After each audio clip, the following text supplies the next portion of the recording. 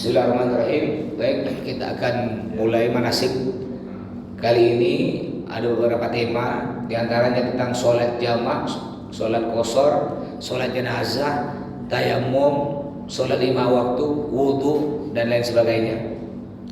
Yang pertama kita mulai dengan wudhu, karena semua sholat tidak akan sah tanpa melaksanakan wudhu. Banyak saya lihat di Mekah nih, ya, di Mekah banyak orang wudhunya tak tahu. Saya lihat, ya Allah kasihan dia, tidak sah. Kalau wudhunya tidak sah, sholatnya tidak sah. Wudhunya tidak sah, hajinya tidak sah.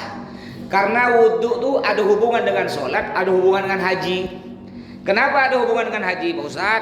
Karena tawaf, syarat orang tawaf wajib punya wudhu. Kalau sa'i tak wajib, tawaf wajib punya wudhu. Jadi kalau udah tawafnya tidak sah, hajinya tidak sah. Jadi kita pelan-pelan dulu, mulai dari wudhu. Tapi insya Allah mayoritas tahu. Cuma kita ulang lagi, kenapa? Takut ada beberapa yang wudhunya masih salah. Sebelum nanti menyesal haji kita tidak sah, Bapak Ibu ya. Jadi wudhu itu ada 6 rukun.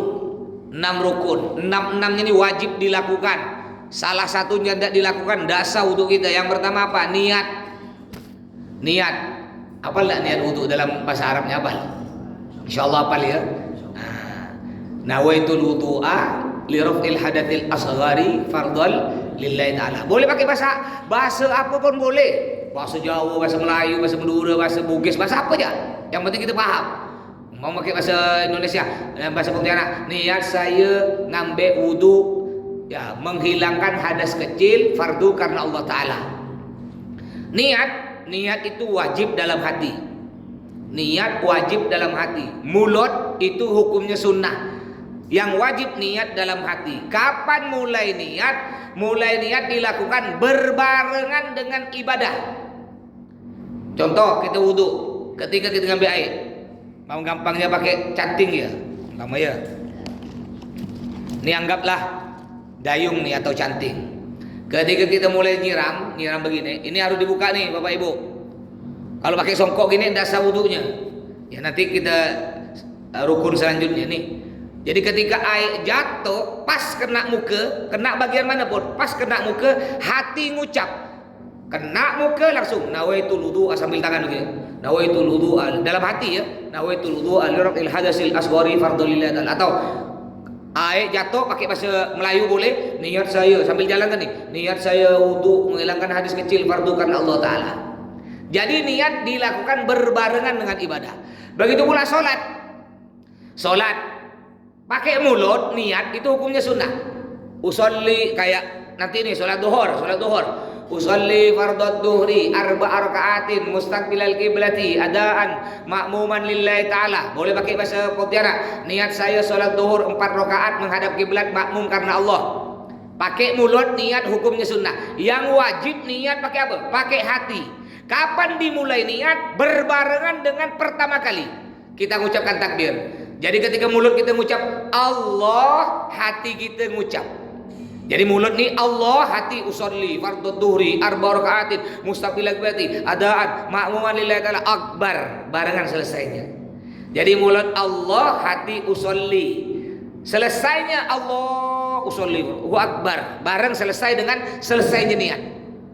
Kalau pakai bahasa Pontianak umpamanya Allah, dalam hati ngomong niat saya sholat duhur 4 rakaat menghadap kiblat makmum karena Allahu Akbar.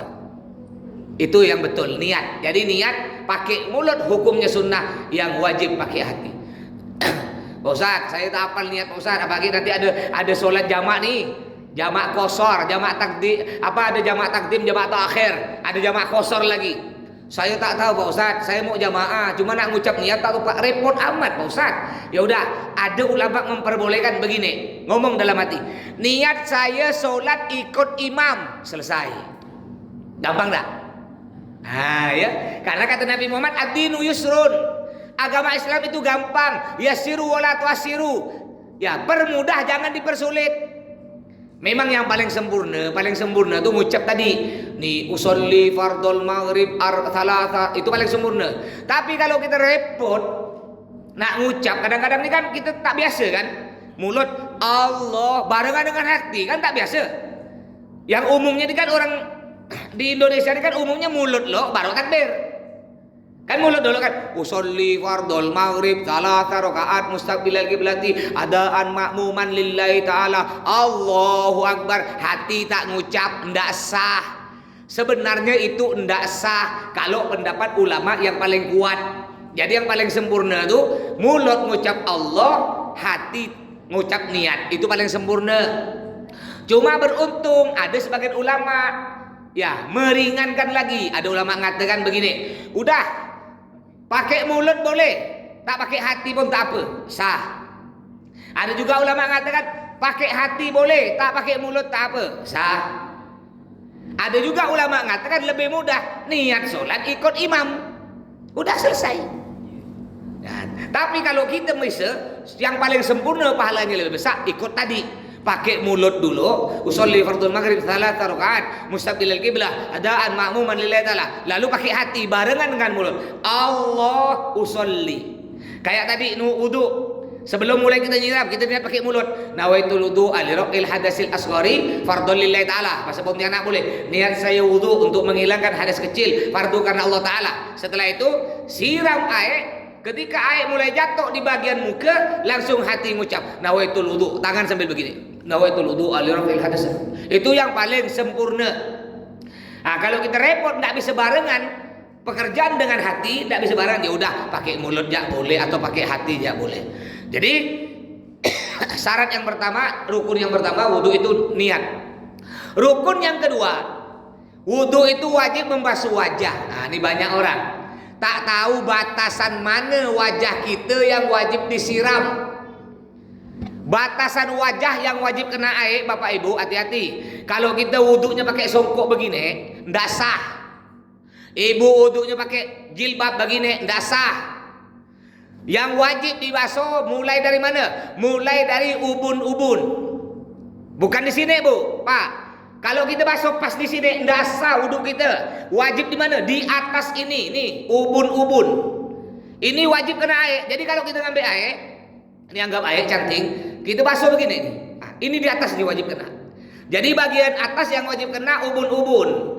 Terus sampai kemana yang wajib kena? Sampai ini nih wajib kena. Watat, bahasa Arabnya watat. Apa itu watat? Watat tuh kuping kecil. Nih ada kuping kecil nih, anaknya kuping nih. Ini wajib basah. Kalau ini tidak wajib. Kuping besar tak wajib. Yang wajib basah ketika kita basuh muka, watat, kuping kecil ini wajib. Jadi kalau kita tidak kena kuping kecil nih, cuma kena sebelah sini, tidak sah wudhu kita. Yang bagian bawah sampai mana wajib kena? Bagian bawah wajib kena sampai zakan. Nih zakan. Zakan tuh laki-laki punya, jakun.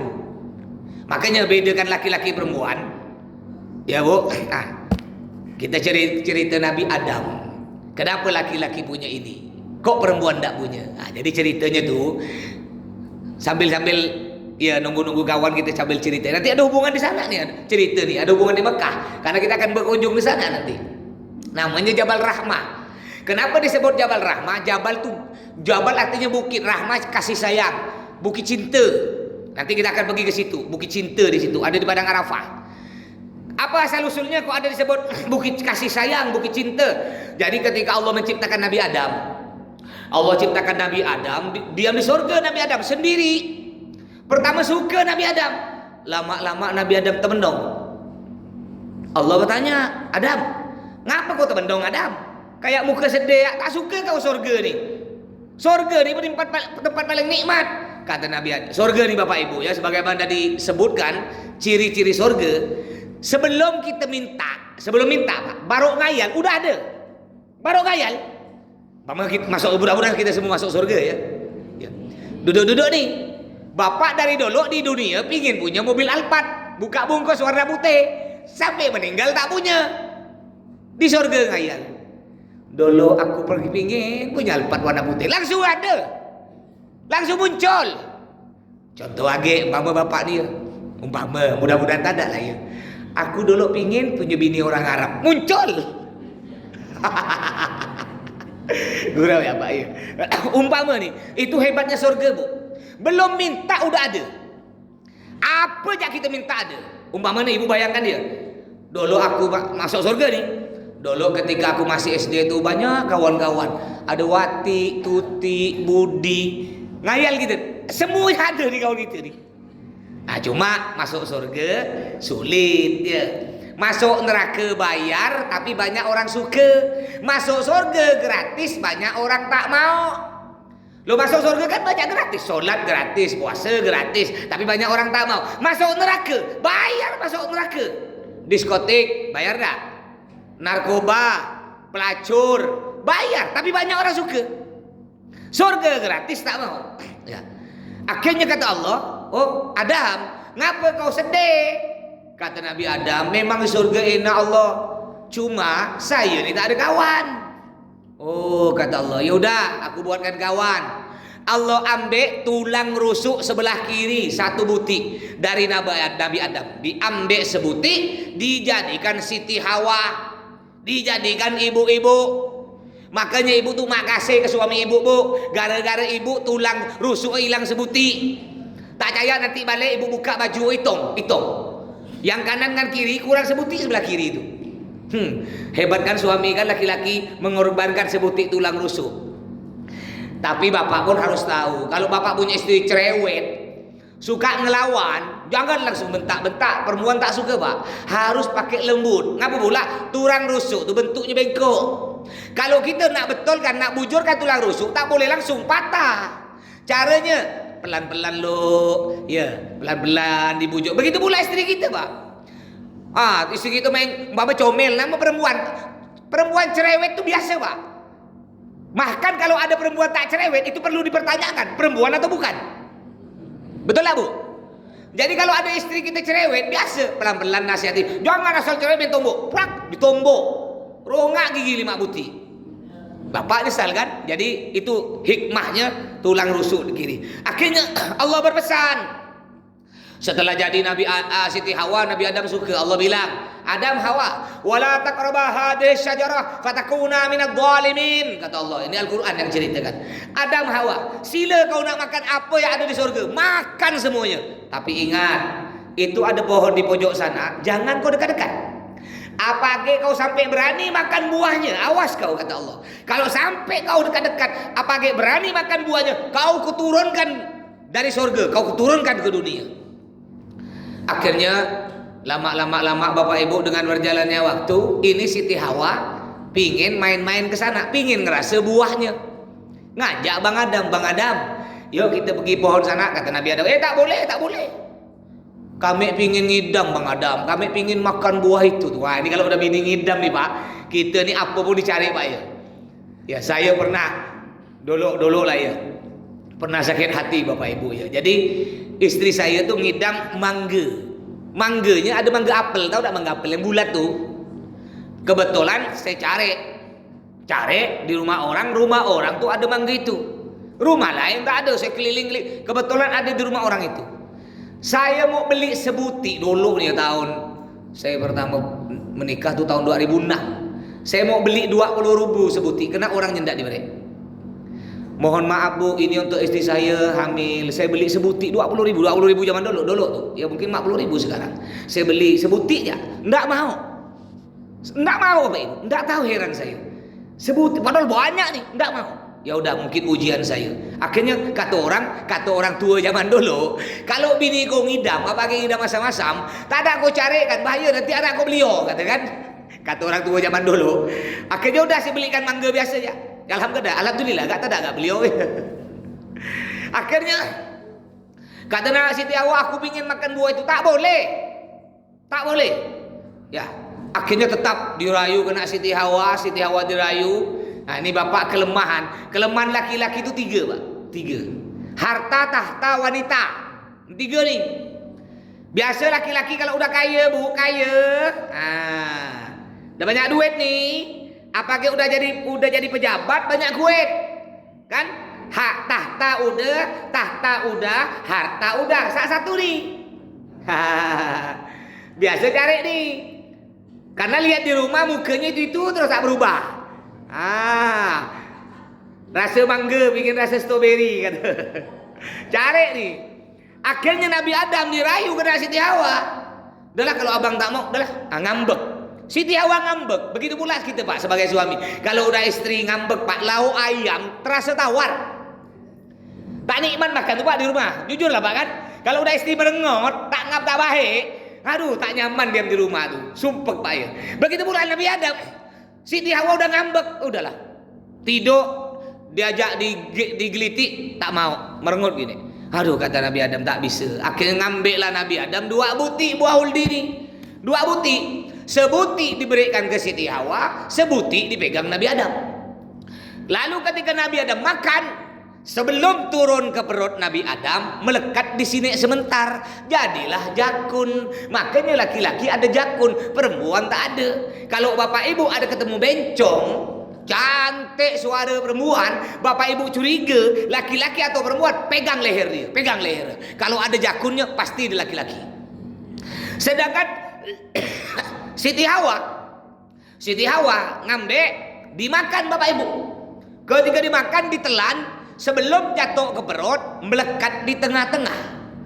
Melekat di tengah-tengah, terbelah 2. Alhamdulillah. Untung melekat di tengah-tengah. Ya, kalau ada di belakang, sebuti, itu tumor namanya. Atau melekat di sini, 2 buti, gimana nak nyusukan anak. Akhirnya Allah marah, diturunkan oleh Allah. Karena melanggar perintah Allah makan buah huldi. Nabi Adam diturunkan di India, Siti Hawa diturunkan di kota Jeddah. Insya Allah akan kita pergi kota Jeddah tuh. Nabi Adam turun di India. Makanya orang India dengan orang Arab mukanya tak jauh beda. Kayak saya disahrukan. Ya. Akhirnya saling mencari. Nabi Adam saling mencari dengan Siti Hawa, cari ratusan tahun mencari, tak sengaja ketemu oleh Allah, dipertemukan di Jabal Rahmah, di Padang Arafah. Nanti kita akan ke sana. Boleh naik. Ada waktu untuk naik Jabal Rahmah tersebut. Kalau dulu saya haji pertama kali tahun 2008 belum ada tangganya. Jadi kita naik lewat batu. Sekarang alhamdulillah udah ada tangga. Kayak Daeng Manambon. Mungkin ada pernah naik Daeng Manambon. Itu ada tangganya dah. Naik kurang lebih 15 menit. Bapak Ibu naik, silakan. Itu kita beri waktu untuk naik di Jabal Rahmah. Biasa orang di Jabal Rahmah tuh nulis di dinding-dinding tuh, di dinding gunung tuh nulis. Umpama Pak Abu Bakar dengan istrinya namanya Fatimah ditulis. Ya, ngambil berkah kata orang, berniat sambil nulis niat pada Allah, ya Allah, mudah-mudahan kami berdua tidak dipisahkan kecuali maut. Nah, gitu ya. Biasa orang berdoa di situ doa. Bukan ingat. Bukan minta pada gunung, bukan minta pada batu, bukan minta pada bukit, mintanya tetap kepada Allah. Itu hanya perantara saja. Kayak gini bah, kita nak ketemu Presiden Jokowi, langsung ya kita pergi seorang nih, ketemu nyampe di pintu pagar, ditanya kena pas pampres, mau ngapa? Mau ketemu Presiden Jokowi. Siapa kau? Sekarang balik. Caranya bagaimana kita bisa ketemu Presiden Jokowi? Kita harus bawa orang yang dekat dengan Presiden Jokowi. Siapa contohnya yang dekat dengan dia? Mamanya Pak Anies Baswedan atau Pak Prabowo atau anaknya Gibran mamanya. Lalu ketika kita bawa anaknya mamanya, pas pampres ngelihat udah tak nanya, langsung nyelonong ya masuk. Begitu pula kita doa pada Allah. Kita minta pada Allah, langsung kita minta pada Allah. Langsung nih. Ya Allah, saya minta ini, kata Allah. Siapa kau? Dosa kau belonggok, tak tahu malu. Belum minta ampun, udah minta age. Caranya bagaimana kita minta kepada Allah agar oleh Allah diterima doa kita? Kita bawa kekasih Allah. Siapa diantaranya? Bertawasul, ya berperantara kepada Nabi Muhammad. Contoh nanti kita kan ziarah ke makam Nabi Muhammad, kita bilang, Nabi, tolong Nabi doakan saya pada Allah. Nabi, bukan kita minta ke Nabi ya, mintanya pada Allah. Ngomongnya gini, Nabi doakan saya pada Allah. Akhirnya oleh Allah dilihat, oh karena yang doa kekasihku Nabi Muhammad, Allah terima. Kayak tadi, langsung minta kita ke Presiden Jokowi, tak diterima. Begitu pula kita langsung minta pada Allah. Siapa kau? Dosa belum minta ampun, langsung minta lagi, tak ada diberi. Jadi gitu Bapak Ibu ya. Akhirnya ketemulah Nabi Adam dengan Siti Hawa. Jadi ini yang wajib, ini zakon, bahasa Arabnya zakon. Di atas wajib kena ubun-ubun, di samping kanan kiri watat kuping kecil, di bawah wajib kena zakon. Jadi kalau ibu bapak basuh muka, wudhu hanya sampai sini, ndak sah, wudhunya ndak sah. Pak Ustadz, saya dari kecil, dari gadis, dari dulu saya wudhu sampai sini ya Pak Ustadz. Di atas sampai sini. Gimana Pak Ustaz?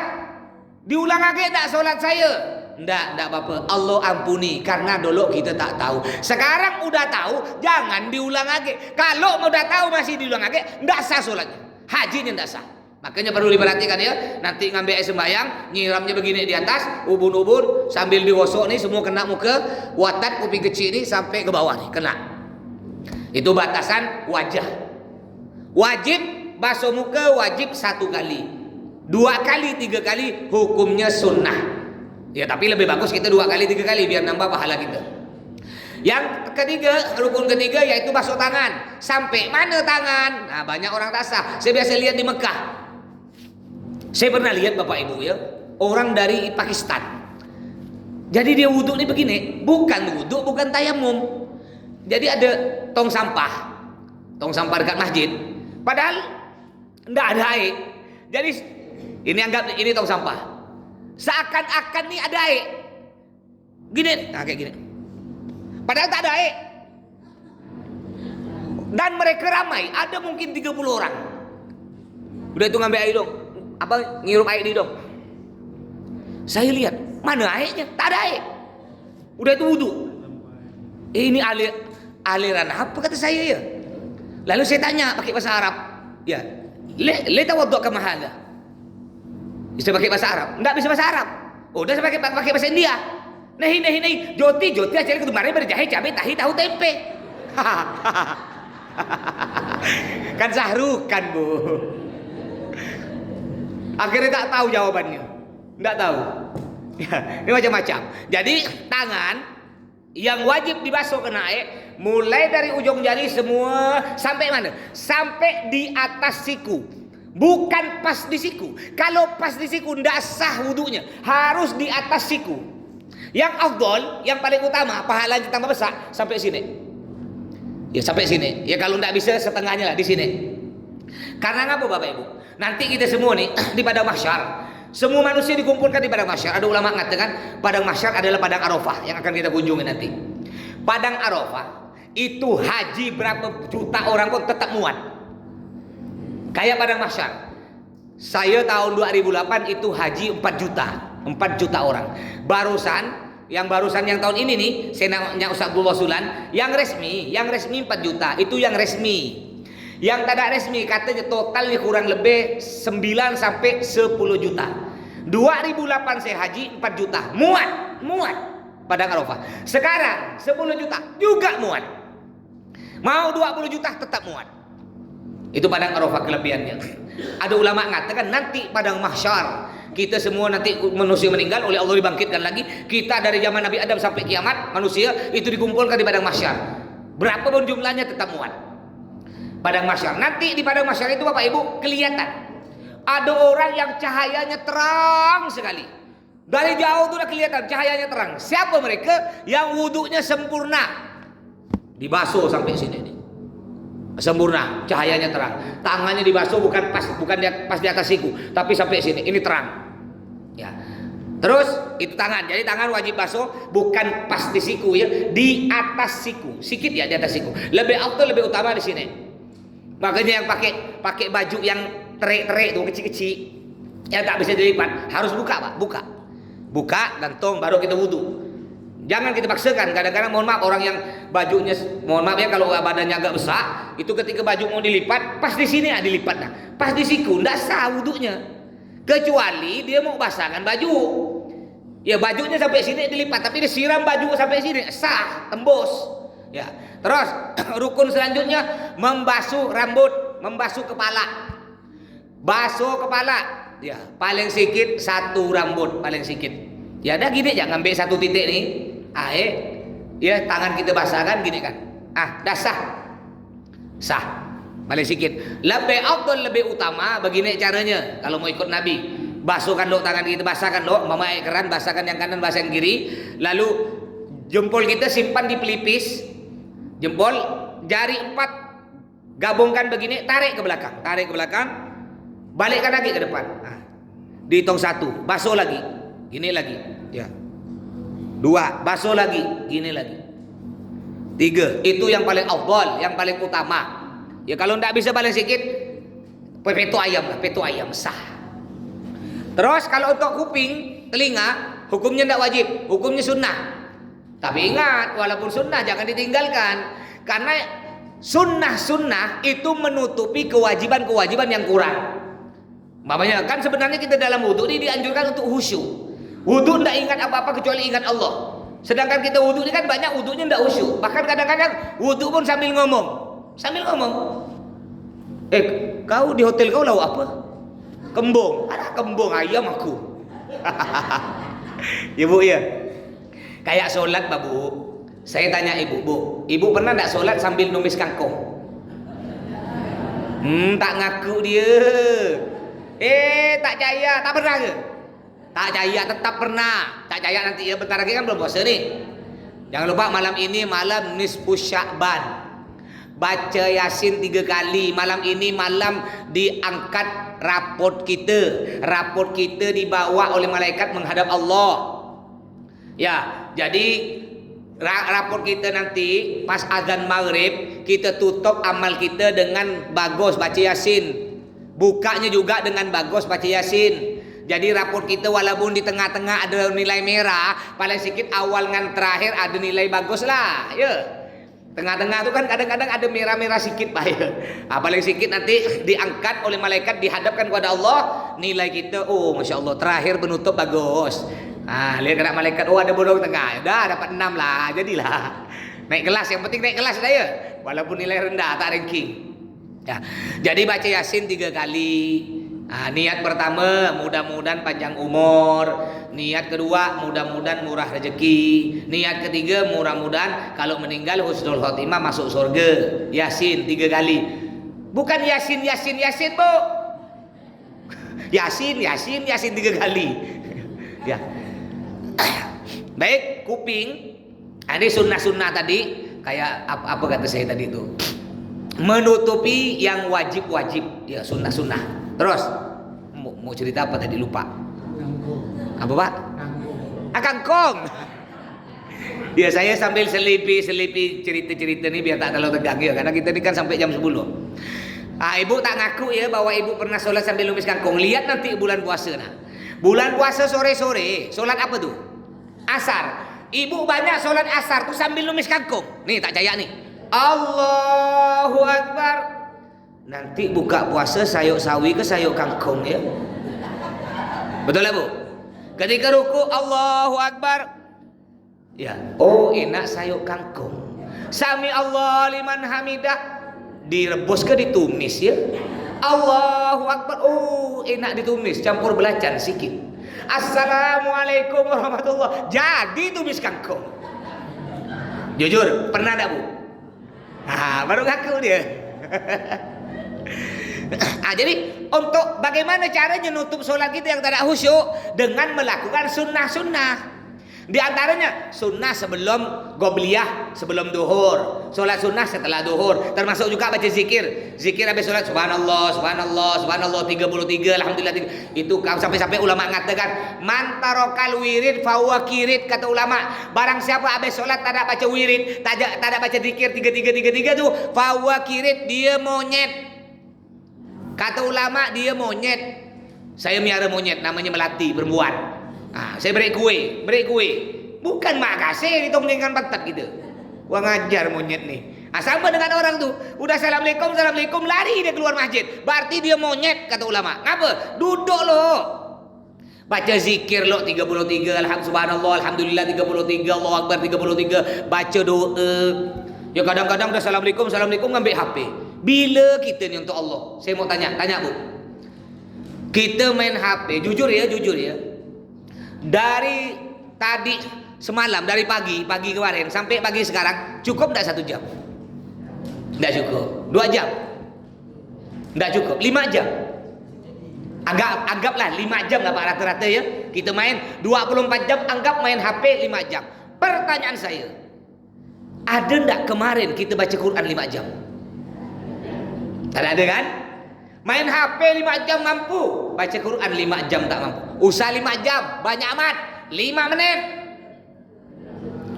Masih banyak Ustaz, kurangi sedikit. Udah 5 baris. 5 baris. Udahlah kurang lagi 5 ayat ya, ada tak? Kurang banyak amat, 5 huruf.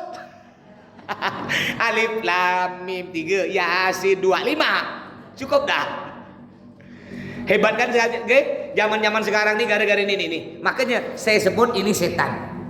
Setan. Kalau setan zaman dulu dibacakan ayat kursi lari. Tapi setan ini jangankan dibacakan ayat kursi, dilempar kursi pun tidak lari. Nih gara-gara setan ini banyak suami ya suka mojok sendiri. Banyak istri ketawa sendiri. Ibu, bapak kalau udah punya HP suami, HP istri, kalau udah main kunci, ya kunci harus pakai apa tangannya, apa namanya itu, sidik jari. Nah itu perlu dicurigai. Biasanya di dalamnya ada setan. Nah, kalau dia udah HP tak boleh diperiksa, tak boleh dilihat, biasanya ada setan. Nah, hati-hati. Ya, baik kita lanjut. Rukun selanjutnya yang kelima yaitu basuh kaki. Basuh kaki sama dengan tangan. Sampai mana yang wajib dibasuh? Mohon maaf saya angkat ya biar jelas Bapak Ibu. Sampai di atas mata kaki. Mohon maaf saya angkat. Kalau pas di mata kaki enggak sah wudu kita. Harus di atas mata kaki. Yang afdol, yang paling sempurna pahalanya sampai sini. Cuma